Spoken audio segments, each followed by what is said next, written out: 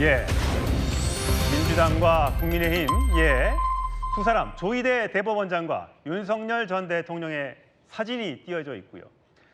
조희대 때리는 민주당, 윤석열 못 끌어내는 국민의힘, 이 두 가지 주제 준비했습니다. 먼저 그래픽을 보면서 이야기를 해볼까요? 오늘 민주당이 조희대 특검법을 법사위에 상정한다고 합니다. 일단 먼저 특검법은요, 파견 검사를 20명. 이게 굉장히 많은 숫자라고 하더군요. 수사 기간은 최장 90일이고요. 이재명 후보의 선거법 파기환송 대선 개입 의혹, 12상 비상개업에 개입했다는 의혹, 이 두 가지를 가지고 먼저 특검법을 상정하겠다고 합니다. 정 변호사님. 네네. 이 현역 대법원장에 대한 특검법 상정 들어보셨습니까? 태어나서 처음 들어봤는데. 어떻게 이 특검법 지금 통과는 어쨌든 법사위에 올리게 되면 민주당이 과반 의석이 넘기 때문에 통과되는 건 어렵지 않을 것 같네요. 글쎄요, 뭐 통과가 될지 안 될지는 모르겠지만 어쨌든 중요한 거는 대법원장이라고 하는 사람의 위치인 거거든요. 대법원장은 우리나라 3부 요인인데 입법부, 사법부, 행정부의 그 각 수장이 국회의장, 대통령 그리고 대법원장 아니겠습니까? 그런데 국회의장이나 대통령은 그 국민들이 선출한 이른바 선출 권력이에요. 하지만 대법원장은 어떻게 되느냐?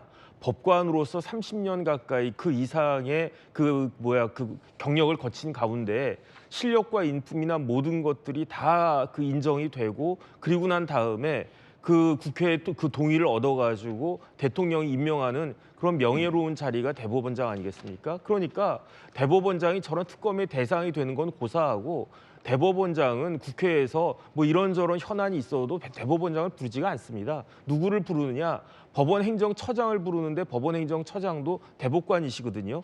그렇게 존중받고 명예로운 자리에 있는 분을 이제 아주 중대한 과오가 있다라고 하면 모르겠는데 대법원장이 지금 뭐 했다고 민주당에서 대법원장을 그렇게 부르는 겁니까? 뭐 했다고 특검을 하겠다는 겁니까? 대법원장은요 본인이 그 해야 되는 전원합의체 재판을 한 것일 뿐인데 그것과 관련해 가지고 자기 할 일을 했다라고 해서 저런 식으로 무슨 형사 피의자 같이 이렇게 몰아간다라고 하는 것은 저는 어떤 생각 드냐면요.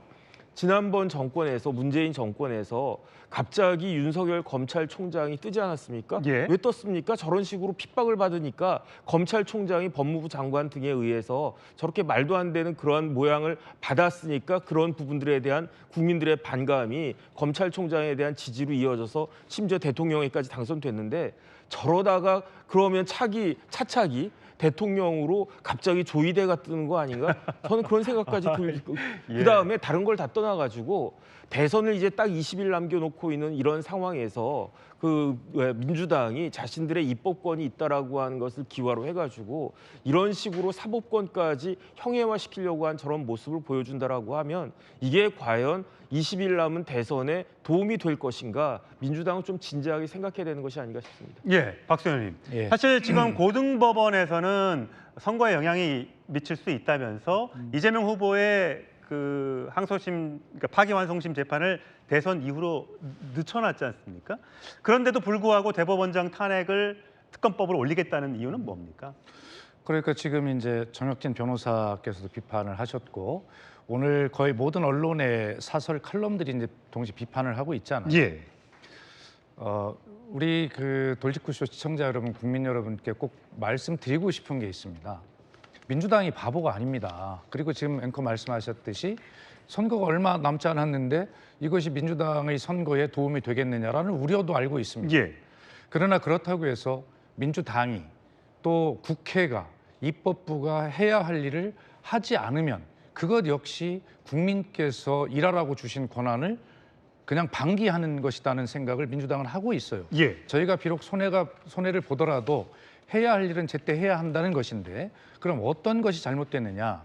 자, 조희대 대법원장이 첫째, 이재명 후보에 대한 파기환송심을 할 때 그때 그 상고심을 앞두고 뭐 진보든 보수든 다 조용했습니다. 그래서 왜 그러냐면 상식적으로 별일이 없을 거라고 다 봤기 때문에 무죄가 날 걸로 봤다. 그런데 갑자기 어느 진영도 예상하지 못한 파기환송심이 났어요. 그리고 그 절차와 판결문에 보이는 그런 논리들을 보면 너무나 허술하기 짝이 없는, 그야말로 이것은 대법원이 대한민국 대통령 선거에 개입했다라고 하는 의혹을 사기에 충분한, 다시 말해서 지금 말씀하시는 삼권 분립을 민주당이, 국회가 지금 무너뜨리고 있다고 주장하시지만 오히려 저희들은 이 대법원이 초유의 이 정치에 개입을 해서 민주주의를 무너뜨린 그 일을 했다. 그리고 지난 12.3 계엄 때 이런 것에 대해서 대법원이 아무 말도 하지 않고 침묵을 지켰어요. 그렇기 때문에 민주당이 바보가 아닙니다. 이 선거를 앞두고 이런 일을 하는 것이 이렇게 공격받을 일을 알지만, 그러나 삼권 분립을 무너뜨렸다고 의혹을 받는 것은 대법원이 먼저 초유의 한 일이에요. 그렇기 때문에 지금 법원에서도 전국 법관 회의를 소집해서 문제가 있다라고 따져보자는 것 아니겠습니까? 이런 예. 일이 초유 아니겠어요? 민주당이 바보가 아닌 이상 법원이 아무 일도 하지 않았는데, 조희대 대법관이 아무 일도 하지 않았는데 이런 일을 하지 않습니다. 그리고 민주당에게 불리한 대구 경북에서도 입당원서, 민주당에 입당하는 당원들이 많이 늘었다는 거 아니에요? 그 추천인이 누굽니까? 조희대라고 돼 있다는 거 아니에요? 그렇기 때문에 민주당 여러 가지 정무적 판단다고 다 국민의 목소리를 듣고 있습니다. 너무 걱정하지 마시고요. 다만 이런 일이 있었다라고 하는 것을 국민께 자세히 알리는 것이 민주주의를 지키는 길이고, 그것이 입법부의 의무다라는 그런 입장을 민주당은 현재 가지고 있습니다. 예. 자, 오늘 이 법사위에 상정되는 법안이 특검법뿐만이 아닙니다. 몇 가지 더 있습니다. 그래픽을 보면서 설명을 좀 드릴 텐데, 자, 전주혜 의원님, 지금 보면 공직선거법 개정안이라고 되어 있습니다. 허위사실 공표 구성 요건 중에 행위를 삭제했다는 저 말, 좀 어려우니까 좀 설명을 해주시고, 법원조직법 개정안을 통해서 대법관이 14명인데 대통령이 임명할 수 있는 대법관의 수를 늘려서 30명까지 늘려보자. 그다음에 헌법재판소법 개정안을 통해서 3심, 그러니까 대법원 판결이 마지막 그 판결인데 거기에 이견이 있을 시에는 헌법 대상으로 풀어보자. 결국 4심제로 가야 한다. 뭐 이런 내용들이 들어가 있다고 하는데, 일단 맨 위에 저 허위 사실 공표에서 행위 부분을 삭제한다. 저거는 무슨 뜻입니까? 간단히 말하면 이재명 면소법이라고 할 수 있죠. 어떤 측면에서? 왜냐하면 파기환송된 그 내용이 허위 발언이 허위 사실 공표에 해당하기 때문에 예. 징역 1년에 집행유예 2년의 그런 그 내용이 1심에서도 유죄로 됐었고, 최근에 이제 대법원에서 파기환송된 거죠. 그래서 말은 행위입니다. 그래서 행위를 빼버리면 이재명 그 후보가 한 행위가 결국은 공직선거법 허위사실 공표죄에서 빠져버리거든요. 빠져버리기 때문에 처벌할 대상이 없어져 버리는 거죠. 근데 법이라는 게 왜 우리가 보통 아는 게 그 법이 만들어진 이후에 그 이후부터 적용되지 그 전에는 적용이 안 대부분 되잖아요. 공직선거법은요. 이게 면소 대상이 되면은 피고인에게 유리하게 되잖아요. 그래서 피고인에게 유리하게 법이 개정될 때는 그 개정된 법을 적용하게 되어 있습니다. 그렇기 아직 때문에 최종 판단이 끝나지 그렇죠. 않은 경우에. 예, 그래서 이거는 이제 이재명 면소법으로 시청자들께서 이해해 주시면 될 것 같습니다. 그래서 대법원 판결에서 파기환송이 됐고, 그리고 대선 이후로 또 재판 2심 재판 기일이 지정이 됐습니다만, 이 법을 어떻게 이 재판을 대통령이 당선이 된들 죽을 때까지 미룰 수는 없잖아요. 그렇기 때문에 아예 내가 대통령 선거에 당선이 되면 나를 면소로 시키겠다. 법정에 갈 필요 없이. 그렇게 해서 만든 것이 공직선거법 허위사실 공표죄에서 행위를 뺀 가장 큰 이유는 바로 그것이다. 이런 이재명 후보를 면소시키기 위한 그러한 이유죠. 예. 그리고 이제 또 법원조직법 개정안. 법원조직법은 뭐냐면 지금 대법관들이 마음에 안 드는 거예요. 이번에 10대 2잖아요. 예. 근데 희한하게 그 2명, 그러니까 그냥 무죄가 맞다 하고 손을 드신 이 2분은 우리법연구회와 국제임금법연구회 이렇게 2분이에요. 그러니까 문재인 정부에서도 일어났던 것이 대법관이나 헌법재판관 인사를 다 코드 인사, 우리 쪽에 맞는 인사로 그렇게 채워왔는데, 지금은 이 2분, 우리 쪽 코드 인사가 2명밖에 없다. 그래서 지금 10대 2의 지금 결과가 나온 거 아니겠습니까? 그런데 이 10분은 어느 쪽 편도 아닙니다. 이분들은 진실의 편이에요. 어쨌든 대법관은 임기가 있기 때문에 그분들을 중간에 물러나게 할 수는 없기 때문에. 그러니까 그래서 이제 결국은 이 열쇠를 뒤집으려면 대법관 수를 늘리는 수밖에 없죠. 지금 10대인데 30명으로 늘려서 뭐 그래야지 뭐 한 20대 10 정도 만들 수 있지 않겠습니까? 그러니까 저는 그런 그 이유가 굉장히 크다고 생각합니다. 대법원 예. 장악을 위한 법이다. 알겠습니다. 그리고 이제 마지막으로 헌법재판소법 개정안.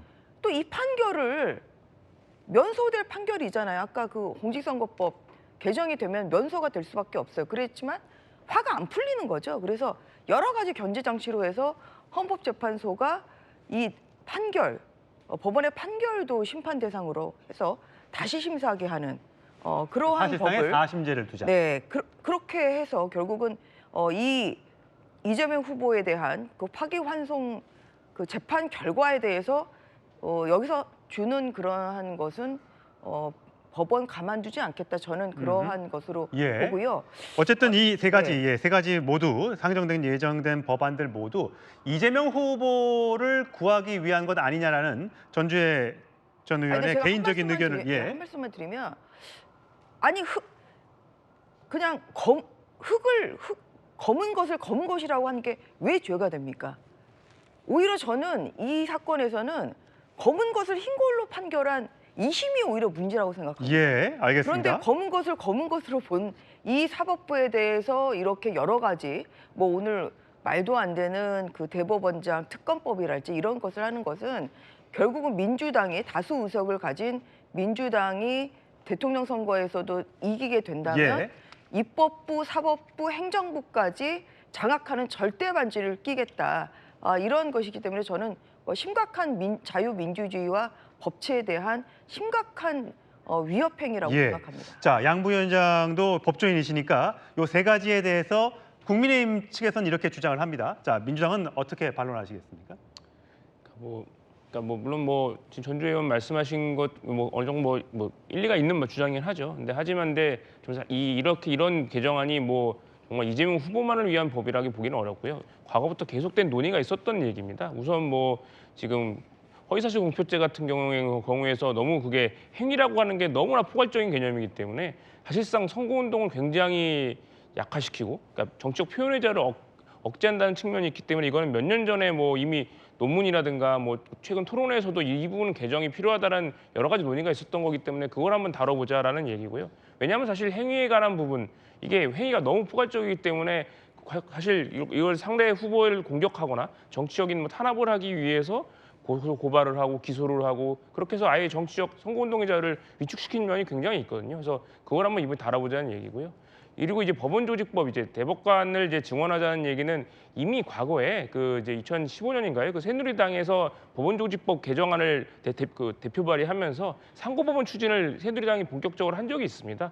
그거의 연장선상에서 지금 왜냐하면 지금 대법관 한 명이 지금 다뤄야 되는 사건이 1년에 몇천 건씩 되기 때문에 사실 국민들이 제대로 된 재판을 받을 권리가 굉장히 침해되고 있는 부분, 그런 부분을 이제 대법관을 증원을 해서 좀 더 신속하게 재판받을 수 있는 권리를 하자는 거고, 이거는 과거에 새누리당도 추진했던 상고법원과 어느 정도 맥이 다 있는 부분이기 때문에 이건 사실 여야라든가 이재명 후보에 관한 것은 아니다, 그렇게 말씀을 드리고 싶고요. 마지막으로 이제 헌법재판소법 개정을 해서 이제 대법원 판결도 이제 헌법 소원의 대상이 삼자, 이른바 이제 재판 소원의 문제인데, 그거는 왜냐하면 이제 이 대법원과 헌법재판소 간에 서로 간에 이제 헌법의 해석에 관해서 누가 최고법원이냐, 누가 최종적인 그를 결정할 수 있는 기관에 대해서는 학설이라든가 계속된 대립이 있었습니다. 그래서 헌법재판소는 헌법재판소가 최종 권한이 있다고 하고, 또 대법원은 또 대법원 판결을 통해서 일부 자기가 헌법에 대한 해석 권한이 있다고 말하는 판례도 있기 때문에 그런 거를 어느 정도 일치화시켜갖고 좀 이제 법 체계를 좀 조율하자는 얘기지, 이게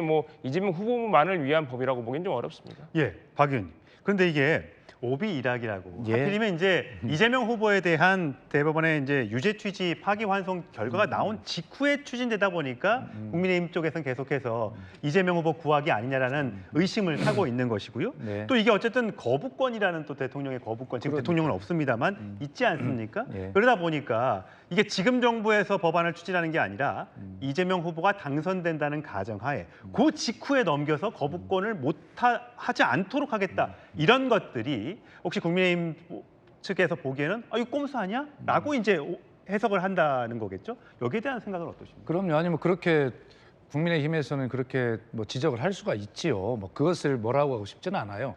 입장을 바꿔서 저희가 야당이라 하더라도 그 입장이라 하더라도 아마 그렇게 또 반발했을 수 있죠.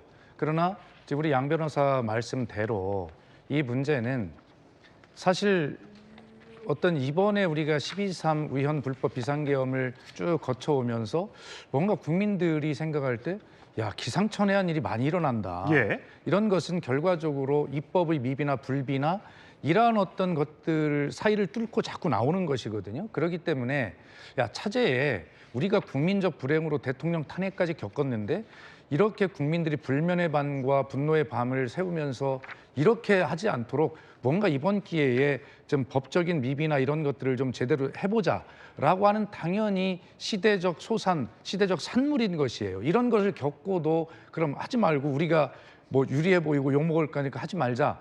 이런 입법부의 일을 안 하는 것이죠. 그리고 이 중에는 양 변호사 설명대로 국민의힘도 이전에 과거에부터 주장하던 그런 내용들이 쭉 있어요.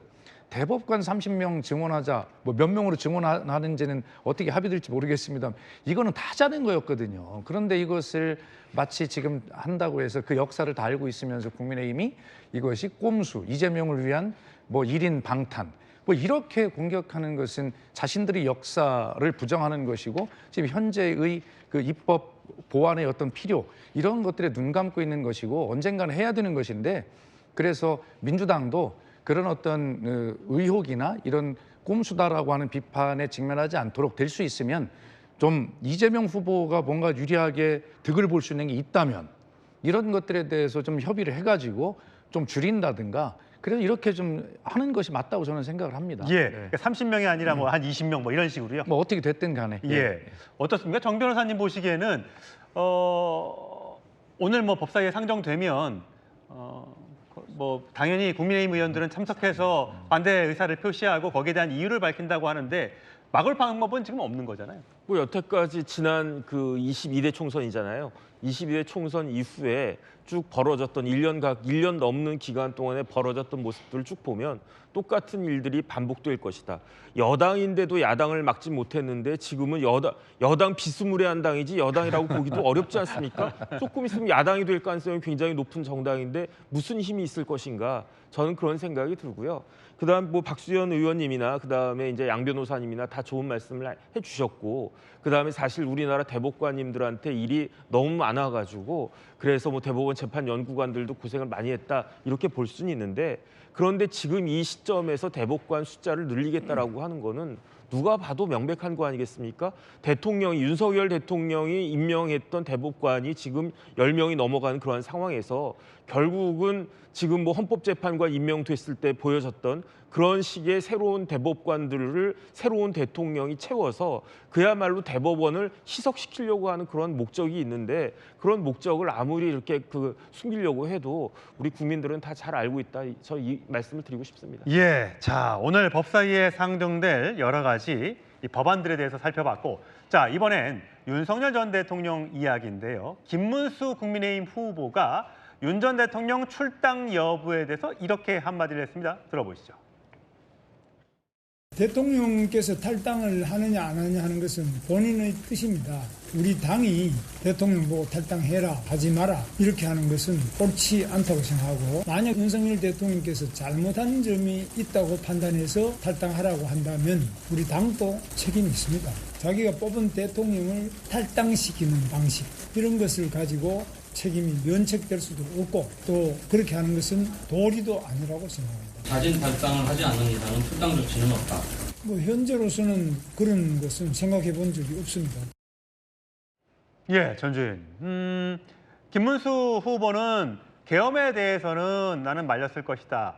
국민들에게 피해를 줘서 죄송하다라고 사과했습니다만 윤석열 전 대통령의 출당 여부에 대해서는 그렇게 하는 건 아닌 것 같다라고 이야기를 하고 있습니다. 물론 국민의힘 내부에서도 출당 또는 본인이 탈당해야 된다는 얘기가 있는 걸로 알고 있는데 자, 김문수 후보의 저 발언 어떻게 들으셨어요? 지금 김문수 후보는 계속 윤석열 전 대통령에 대해서 저런 기조를 계속 유지를 해왔죠.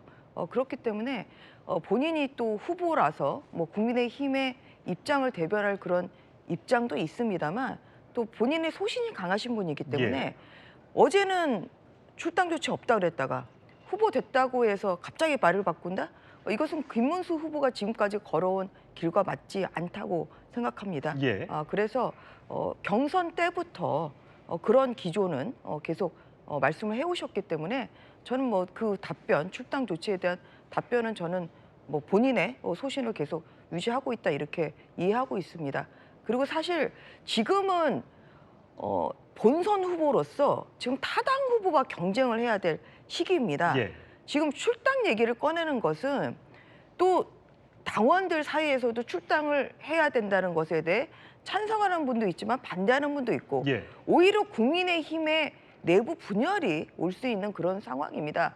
그렇기 때문에 출당 여부는 대선 마치고 난 다음에 논의를 하든지 아니면 논의를 한다고 하면 경선 이전에 했어야죠. 그래서 지금은 출당 여부를 논의할 그런 저는 타이밍도 아니라고 봅니다. 예. 그렇기 때문에 국민의힘이 어떤 그런 탄핵의 강은 건너야 되고 계엄의 강, 출당 조치 전에 중요한 것은 탄핵의 강과 계엄의 강을 확실히 건너야 되죠.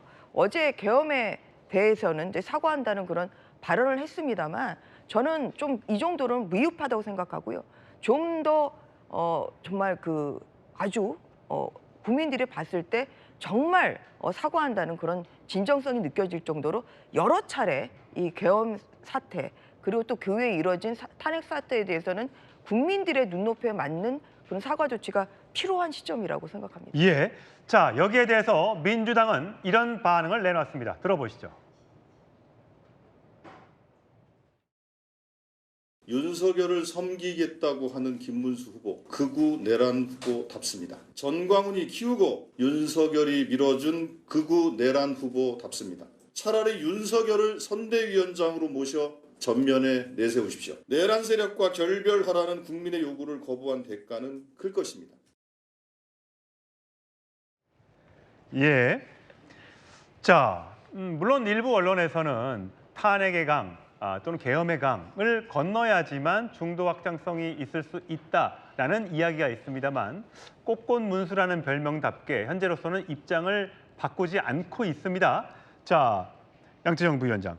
물론 지금 비대위원장 내정된 김용태 의원의 경우에는 내일쯤 윤석열 전 대통령에 대한 어떻게 할 것, 당 차원에서 어떤 조치를 취할 것인가에 대한 이야기를 내일쯤 하겠다고 이야기해 놓은 상태예요.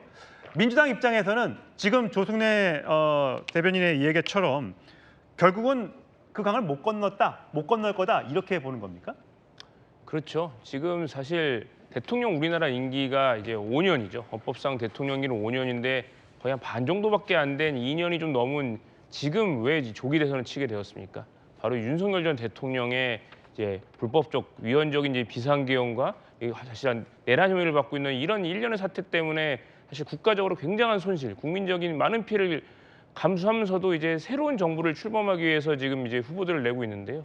그럼에도 불구하고 그거에 대해서 가장 책임이 있는 윤석열 전 대통령을 출당시키지 않고 계속 데리고 가겠다고 하는 거는 사실상 뭐 국민의힘 그리고 김문수 후보는 이런 내란이라든가 이 탄핵 이런 사태에 대해서 과연 사과할 의사가 있는가, 국민들께 사죄하고 새로 이제 개혁하려는 마음이 있는가 굉장히 의심스럽습니다. 그래서 뭐 탄핵의 강을 건너기는커녕 지금 거기 빠져서 허우적대고 계시는 게 아닌가 매우 안타까운 상황이라고 볼 수 있습니다. 예.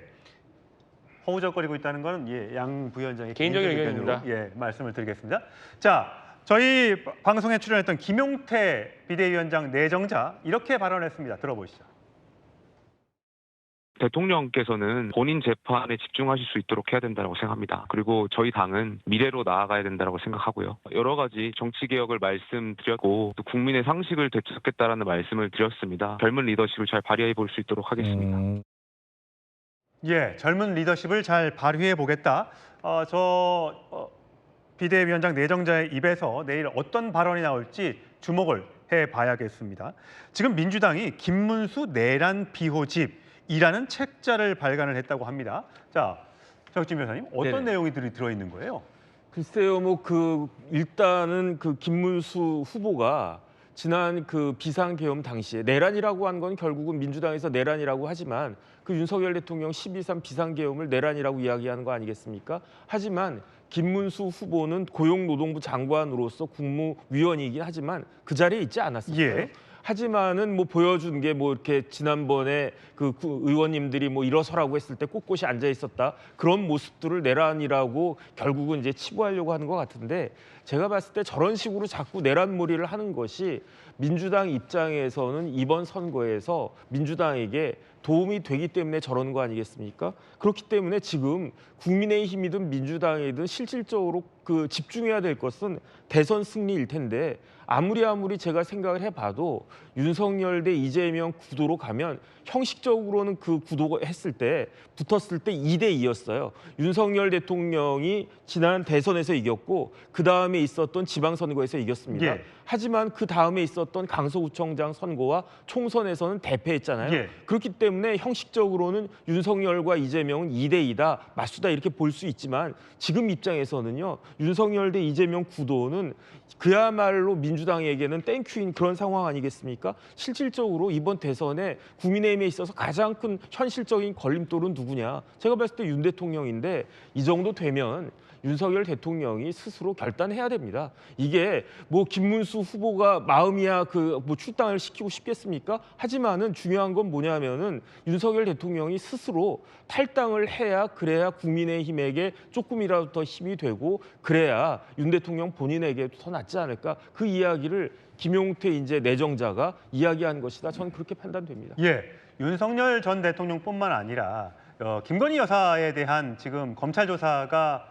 원래는 오늘 소환 통보를 받은 상태였는데 어저께 불출석 사유서를 제출을 했습니다. 박 전 의원님. 그러면서 박 의원님 죄송합니다. 그 문재인 청와대 계셨으니까 어제 불출석 사유서를 내면서 그런 얘기를 했더군요. 아니 문재인 전 대통령도 서면 조사 받고 기소했는데 왜 나만 갖고 그래? 왜 나만 검찰에 나와서 출석 소환 조사 받으라고 그래? 그러면서 이 대선에 영향을 미칠 수 있는 만큼 지금 못 나가겠다 이렇게 얘기했습니다. 국민의힘이나 김문수 후보님께서 참 난감하실 것 같아요. 이 대선을 왜 치르게 됐습니까? 윤석열 전 대통령의 우연 불법 비상 계엄 때문에 이 조기 대선을 치르게 됐어요. 대선에 막대한 영향을 이미 미치고 있지 않습니까? 김건희 여사가 대선에 어떻게 더 영향을 미친단 말입니까? 정말 상황 인식을 너무 못해도 너무 못한다. 어떤 미안한 생각도 없다 이런 생각이 들고요.